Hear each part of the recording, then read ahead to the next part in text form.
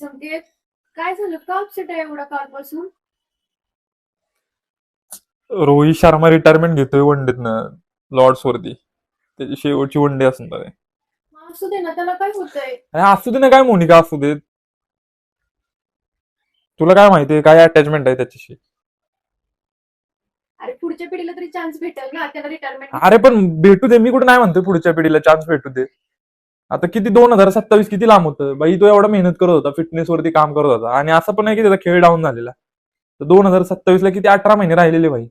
खेळ असता 5-6 महिने होऊन काय झालं असतं. 18 वर्ष राहू आपण वर्ल्ड कप जिंकलं नव्हतं, त्यांना लगा T20चा वर्ल्ड कप जिंकवलं, चॅम्पियन ट्रॉफी जिंकवली, त्याला का आपण काय दिलं? चांगल्या माणसांसोबत असंच होतं मला माहितीये. टेस्ट मधनं रिटायरमेंट घेतली, त्याच्या पाठीमागनं कोहलीने घेतली. टेस्ट बघायचं बंद केलं, T20 पण बघायचं बंद केलं. एकच फॉर्मॅट बघत होतो, ते पण कधी कधी बघत होतो. आता ते पण नाही. त्याच्या पाठीमागनं विराट कोहलीने घेतली, तर मग आता काय करायचं?